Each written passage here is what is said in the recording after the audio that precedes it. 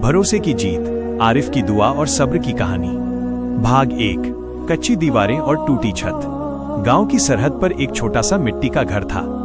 दीवारें ऐसी कि उनमें वक्त की दरारें साफ दिखती थीं और छत ऐसी जो मानसून की पहली बारिश में ही हार मान लेती थी।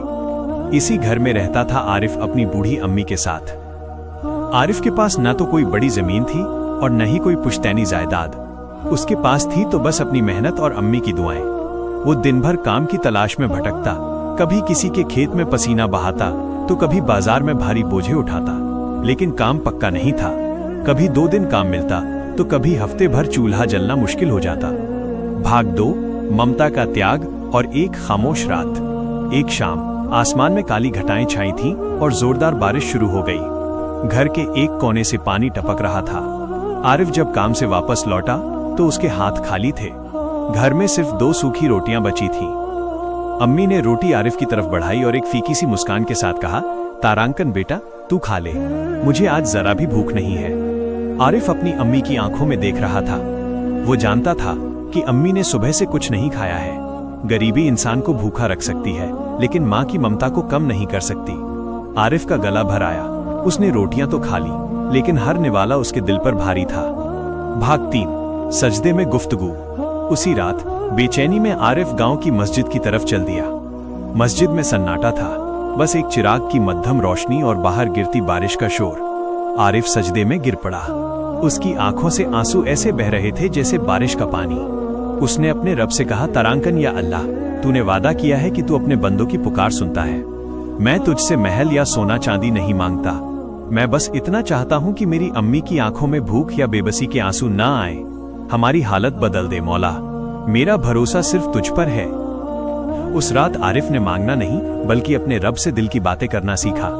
वो जब घर लौटा तो उसकी जेब तो खाली थी, लेकिन उसका दिल सुकून से भरा हुआ था। भाग 4। इम्तिहान और एक नई उम्मीद। अगले दिन भी हालात नहीं बदले। आरिफ बाजार गया, लेकिन काम नहीं मिला। शाम होने को आई थी। पेट में भूख की लहरें उठ रही थी, लेकिन आरिफ के चेहरे पर मायूसी नहीं थी। उसे यकीन था कि उसका रब उसके लिए कोई न कोई रास्ता जरूर खोलेगा। तीसरे दिन जब वो बाजार के एक भीड़ भाड़ वाले कोने से गुजर रहा था, उसने देखा कि एक बुजुर्ग आदमी के हाथ से सामान के थैले गिर गए हैं और सारा सामान सड़क पर बिखर गया है। लोग पास से गुजर रहे थे, लेकिन किसी के पास रुकने का वक्त नहीं था। आरिफ दौड़कर पहुंचा। उसने सारा सामान सलीके से समेटा और बूढ़े बाबा से कहा, बाबा, आप परेशान न हो, मैं ये सामान आपके घर तक पहुंचा देता हूं। भाग 5। नेकी का सिला। रास्ते भर बाबा आरिफ को निहारते रहे। घर पहुंचकर उन्होंने पूछा, बेटा, तुम क्या करते हो? आरिफ ने सादगी से जवाब दिया, काम ढूंढ रहा हूं बाबा। वह बुजुर्ग बाजार के एक जाने माने ईमानदार व्यापारी थे। उन्होंने मुस्कुराकर कहा, तारांकन, मेरी एक दुकान है जहां मुझे एक ऐसे ही लड़के की तलाश थी जो मेहनती हो और जिसका दिल साफ हो। क्या तुम मेरे साथ काम करोगे? आरिफ के लिए ये कोई इत्तेफाक नहीं बल्कि उसकी दुआ का जवाब था। भाग 6।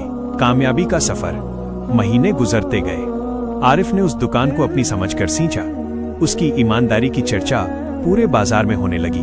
जहां पहले दुकान पर सन्नाटा रहता था, आरिफ के व्यवहार की वजह से वहां ग्राहकों की भीड़ लगने लगी। एक दिन उस बुजुर्ग ने आरिफ को अपने पास बुलाया और कहा, तारांकन बेटा, मेरा अपना कोई वारिस नहीं है। तुमने इस दुकान को और मुझे जो इज्जत दी है, उसके बदले आज से तुम मेरे बेटे जैसे हो और इस दुकान का आधा हिस्सा तुम्हारा है। आरिफ की आंखों में खुशी के आंसू थे। वो भागता हुआ घर पहुंचा और अम्मी के पैरों में गिर गया। अम्मी, अल्लाह ने हमारी सुन ली।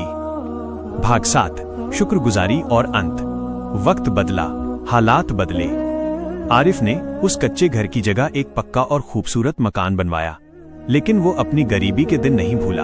अब वो हर जुमे शुक्रवार को गरीबों में खाना बांटता और सबकी मदद करता। जब भी कोई उससे पूछता कि तुम्हारी कामयाबी का राज क्या है, तो वो उसी मस्जिद की तरफ इशारा करके कहता, तारांकन, जब सब रास्ते बंद हो जाएं, तो वो रास्ता खुला रहता है। बस यकीन के साथ मांगकर तो देखो। आज भी जब वो उसी पुरानी मस्जिद के सजदे में झुकता है, तो उसके पास मांगने के लिए कुछ नहीं होता, बस शुक्रिया कहने के लिए बहुत कुछ होता है। सीख, मॉरल, इंसान की मेहनत और रब पर उसका भरोसा कभी जाया बेकार नहीं जाता। दुआ में असर तभी होता है जब उसमें सब्र और यकीन का मेल हो।